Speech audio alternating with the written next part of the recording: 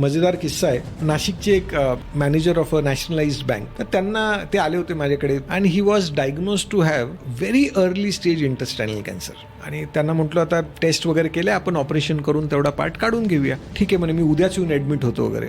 Operate केल्यानंतर 4 दिवसानंतर घरी गेले आणि फायनल रिपोर्ट पण आला की त्यांना T2N0 या स्टेजचा कॅन्सर होता. म्हणजे अगदी अर्ली स्टेजचा. त्यांना किमोथेरपीची गरज नाही, रेडिएशनची गरज नाही. त्यांना म्हटलं फक्त रेग्युलर फॉलोअपला या.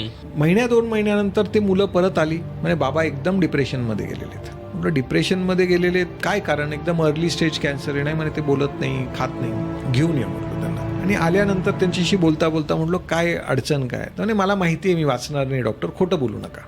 म्हटलं अहो काका, तुमचा कॅन्सर एवढ्या प्रायमरी स्टेजमध्ये, तुम्हाला पुढची काहीच ट्रीटमेंटची गरज नाही आहे. असं का वाटतं तुम्हाला की तुम्ही वाचणार नाही आहेत तुम्ही? त्यामुळे मी वाचणार नाही, मला पूर्ण गॅरंटी आहे. म्हटलं तरी काहीतरी कारण असेल, मला असं सांगा. बरं तुम्ही सुशिक्षित आहात, सगळे रिपोर्ट तुमच्या समोर आहे. म्हणे माझ्या बायकोने माझ्याशी भांडण सोडून दिलेलं आहे.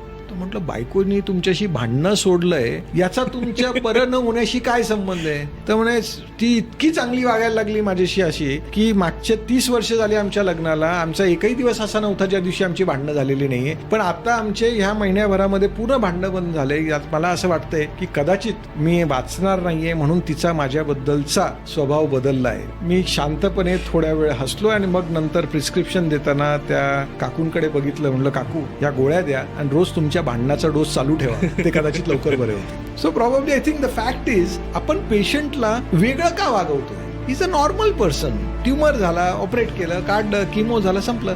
तर त्यांना तुम्ही वेगळेपणाने वागवू नका. He has to live a normal life. पेशंटला काय नको असतं? त्याला सिंपती नको आहे. हा खूप पाहिजे ना, हात धरा, डोळ्यात बघा आणि हा विश्वास द्या की ह्या लढ्यामध्ये आम्ही तुमच्या बरोबर आहोत. तेवढं द्या, सगळे पेशंट बाहेर पडतील.